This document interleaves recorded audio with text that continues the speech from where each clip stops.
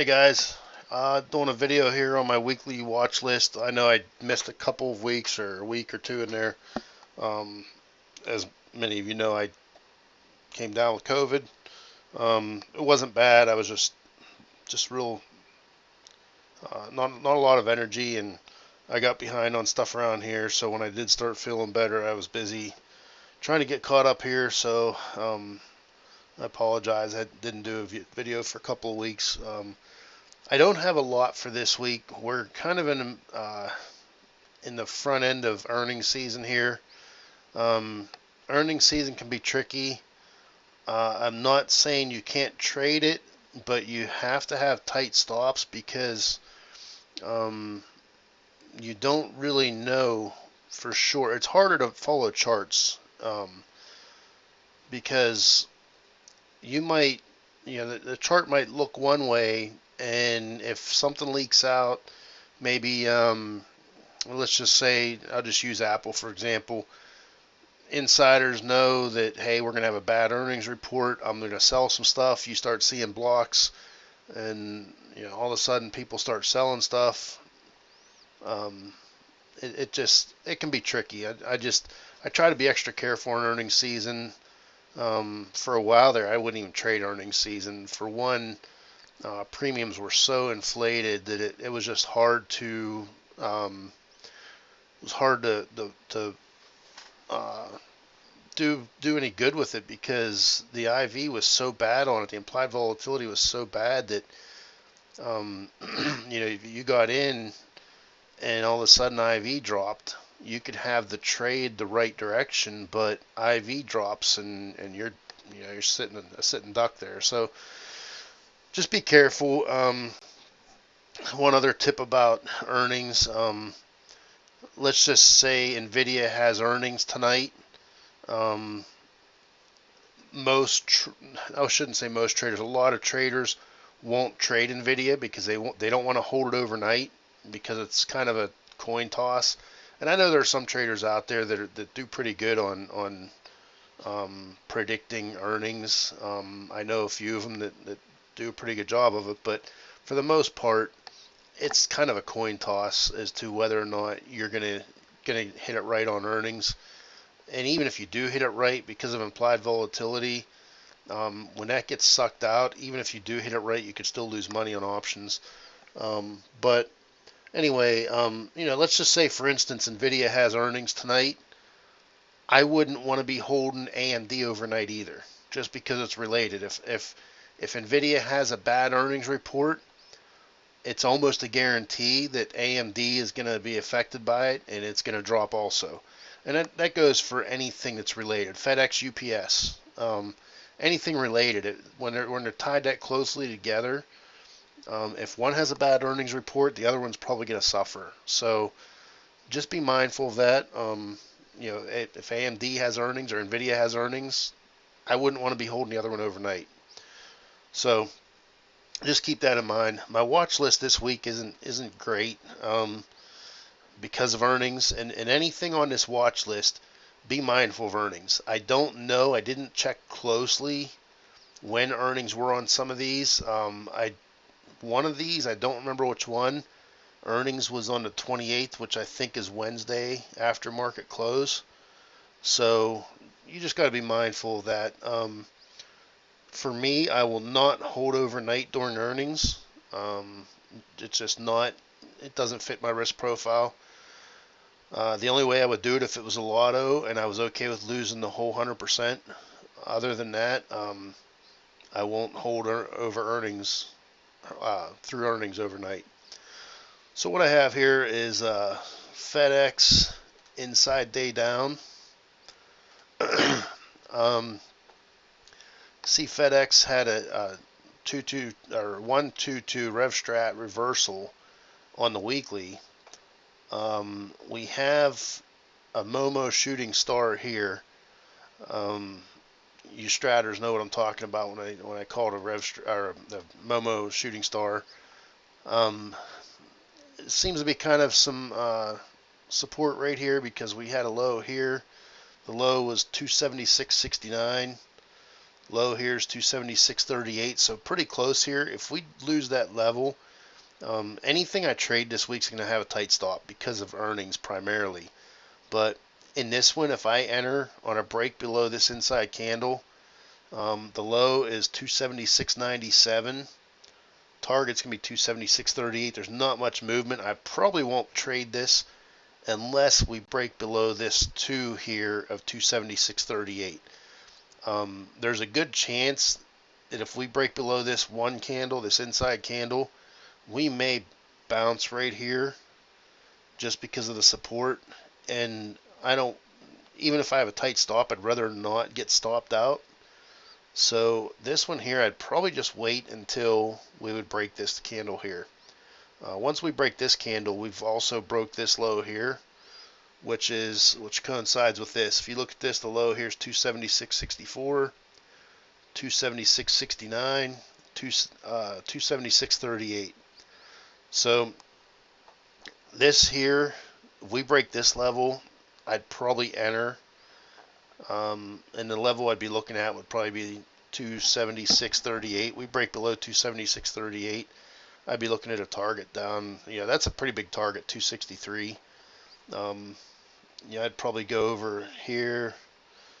Not really seeing much. Maybe right here would be a target, 274.61 at the bottom of this candle, or 274.60 actually. Yeah, there's different ways you can find targets. You can come over here to the 60. Not much showing up on the 60 for targets.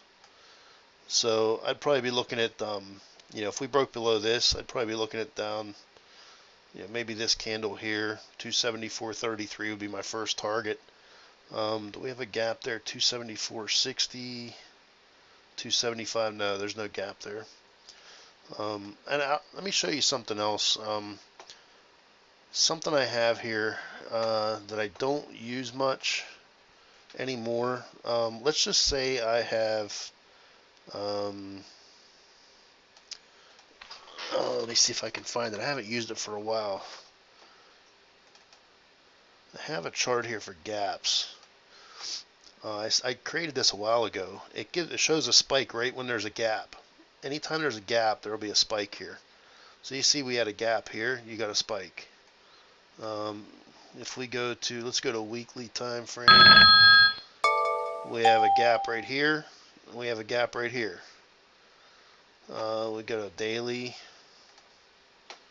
see all these gaps. If I remember right, when I coded this, the gap ups are red, gap downs are blue, red, pink, whatever you want to call that.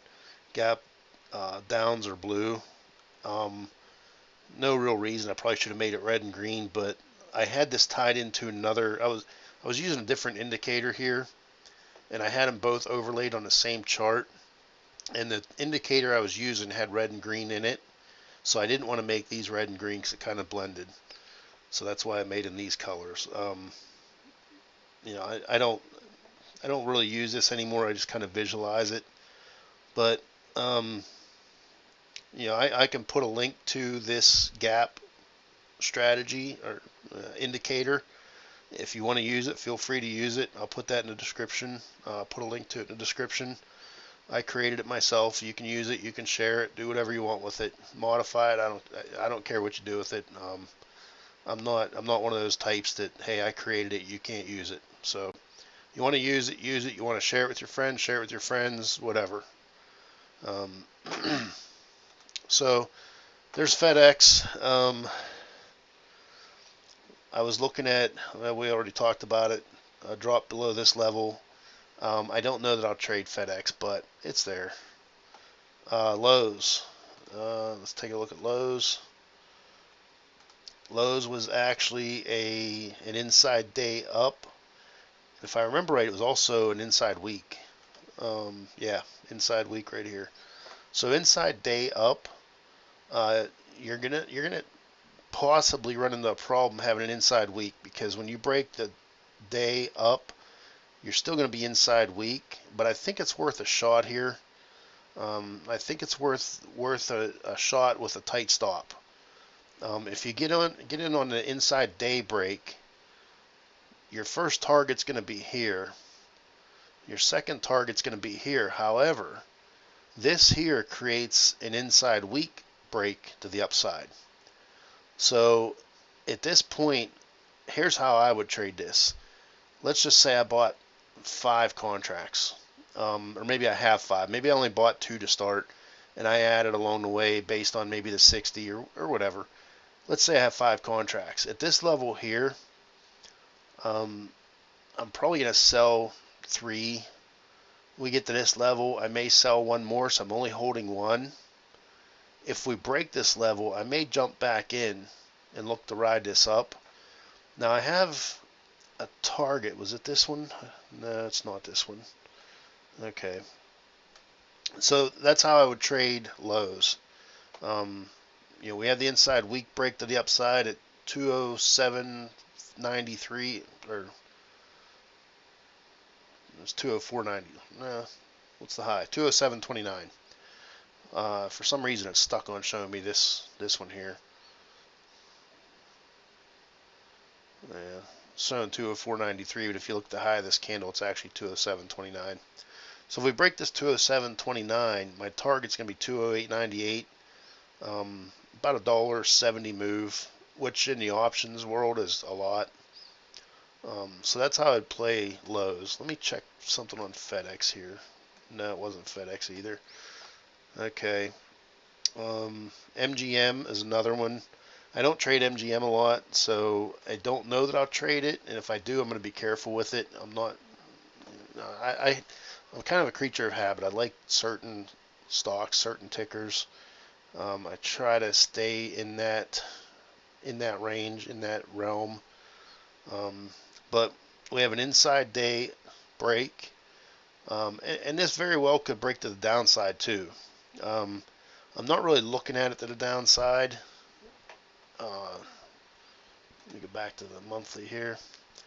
Only because we pulled back a little bit, but we're 2 up on the month. If this breaks to the downside on the daily, I don't know that I want to go against the monthly continuity. So that's why I only picked one side of this. I mean, yeah, sure, it could break here and come down, maybe even here, whatever. And you got to remember, this one has earnings on the 28th, which I believe is Wednesday after market. So Wednesday after market, we have earnings on MGM. So just keep that in mind. But because of the monthly candle, I'm looking for a break to the upside. I don't know that I want to trade this to the downside, with the monthly being green and a 2 up. So if we break this to the upside, 41.55. Target's going to be 42.10, the first target. Second target's going to be up here at the high, which would be 42.74. I usually sell a few pennies below the target, just because I've been burned before, and a few pennies is only going to be, I don't know, $10, $20 on a trade. I'm willing to give up that $10 or $20 to make sure I get out with nice profit. I know some people say wait till it hits that mark. Sometimes I do. If I'm not really paying attention, I have a sell order. With options, what I do is I come over here and I'll put my sell order in, and I'll look and see. I have my sell orders preset, but I'll drag it once I get in, and I'll set it to sell. Let's say in this example, I'll set it to sell. Thinkorswim shows you when you have your sell order in, it'll show you roughly where it's going to be on this chart. So I would set it to sell right about here to wherever this lines up. You can't see my other screen. Forgot about that. I have this on my left screen. I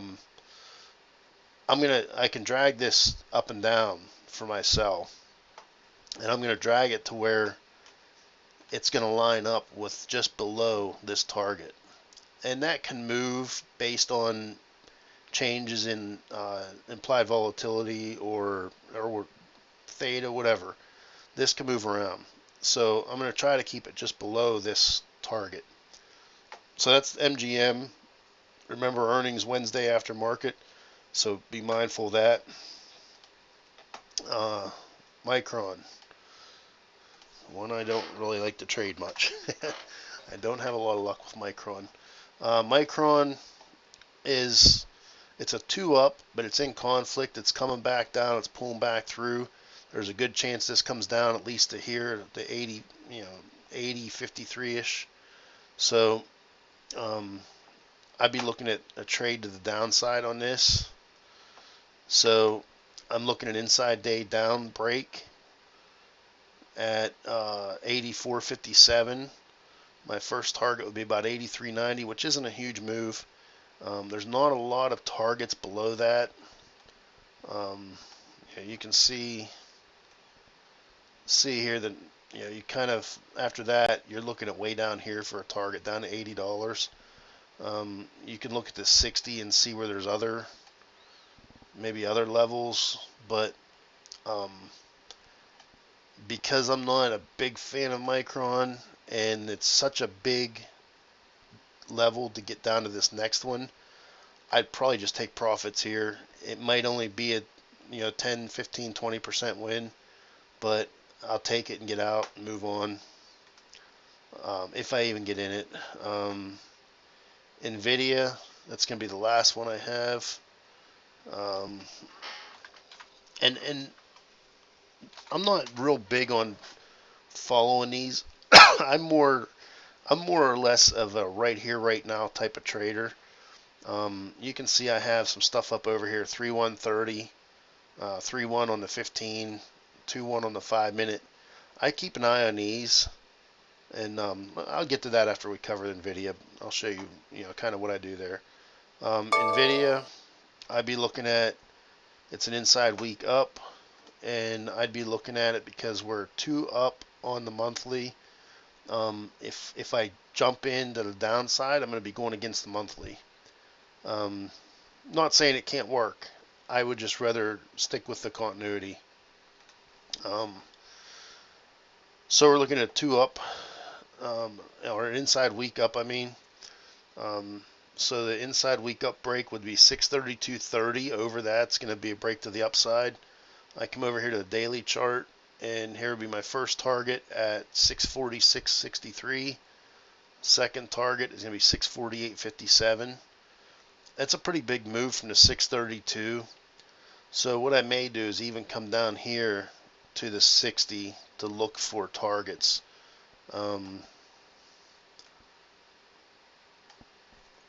So this would be the break, and there's actually a gap fill there. So if we broke that, you can pretty much be pretty sure we're probably going to hit 635, 635.65, which is a low, which would fill that gap. You could look for another target up here at 642.18. You don't have to jump straight from here to here on your target. Go down to a smaller time frame and look for some kind of pivot high, which is, I didn't even notice this when I looked at it earlier. I just didn't notice this till just now. But like I said, we have a gap here. So if we break this 632.31, there's a pretty good chance we're going to hit 637.21. That's a $5 move, almost $5, $4.90 move. That's going to get you some nice profits there. After that, you're looking at a pivot high here, 642.21. Then after that, you're coming up here back into what we saw over here. So Nvidia, I don't know when the earnings are. They may have already had earnings. It's not showing up on here. I mean, I could look for it. I could find it, do a search, but I'll see it. I subscribe to Seeking Alpha, and I get an email every morning called the Wall Street Breakfast, and it shows you what all has earnings that day. So I look at that in the morning, and if something has earnings that day, I keep that in mind if I enter it. I usually don't trade something that has earnings that day, even if I get out of it that day before the close. There's just so much volatility. A lot of times it can run up, and then 2 hours before the close they can dump it. So I try to avoid trading even the same day of earnings, just because of that, especially on stuff that's highly volatile. I'm a pretty conservative trader, so I try to stick with stuff that's not going to not going to kill me if it does go against me. Yeah, I might not get the big home runs, but I'm also not going to get blown out either. So that's kind of the way I look at it. Back to what I was showing over here. I watched these throughout the day. I have these linked. You see here, the brown 8 is linked to here. So if something pops up on here, maybe Caterpillar 2-1 on the 5-minute. I can just click it, automatically opens over here. It's, it makes it simple. I don't have to come over here and type in the ticker. I just click it. CBG Caterpillar 2-1 on the 5.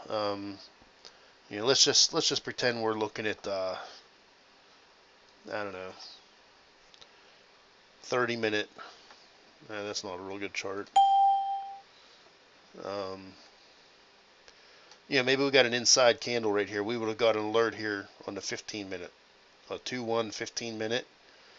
You could have got in on the break of this. Now, it didn't follow through, but it's something I'll look at. And it's real easy. You just link them right where the drop down is. Whatever color you have these, click it, pick a matching color, click it over here. Same colors, and then when you click over here, it automatically opens it in this chart. Makes it very quick to jump around and see stuff. I mainly look for this kind of stuff. I watch this throughout the day. I'll set alerts, and you can see I set alerts for these. And when I get an alert, I'll go ahead and take a look at it. I canceled these alerts because this was from last week or the week before or something, so I canceled these alerts. These are the only ones that I have set for right now. I'm just going to highlight them if I can't. So when I get an alert on this, I'll pop it up. I'll take a look at it and see what it looks like and see if I'm interested in getting in. If we have a day where everything's red, SPY is red, Qs are red, and maybe lows, I get an alert on lows for inside day up, I might not get in it because everything's red and I'm going against the market. It's not to say that lows might continue to run all day and fight the market, but I don't want to be trying to swim upriver against the current. I want to try to make it easier on myself. So, if the market's green, everything's going up, and I get an alert for lows that broke to the upside, sure. As long as the rest of the chart looks good. Over here I have this time frame continuity ribbon. I can just glance down real quick and see the 15's green, the 30's green, the 60's green. I see green the whole way across on this one. If this is something I'm watching and I got an alert for it, I mean, I could probably do this without even looking at the chart and say, yeah, this is going to be a good one. I'm still going to look at the chart, but you can almost be pretty confident that it's going to go to the upside for you on this. So that's it for this video. I just recorded a video earlier today. If you want to take a look at that one too. What it is it's my positions window. Somebody had asked, they said they have a hard time keeping track of their positions. They might have 5, 6, 7 open positions throughout the day. They day trade, so they try to keep an eye on them, and it's hard to do. So watch my video. I created this window. I have it pinned so it doesn't disappear into the background. No matter where I click, it's going to stay on the forefront. And I can just glance over. I can see, down 35% on that, down 52%. Maybe I'm up whatever percent on another one. I can just glance over and see where I'm at on it.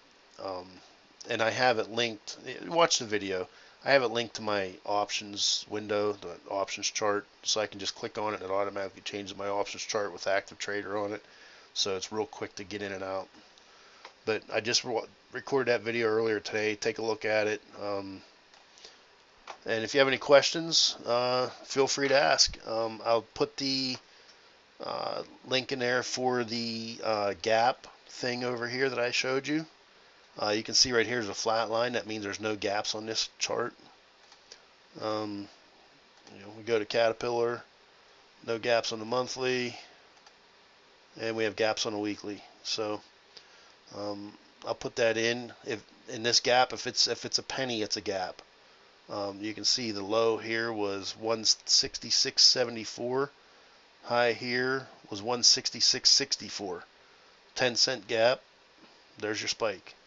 All right, thanks for watching, and see you guys later. Bye.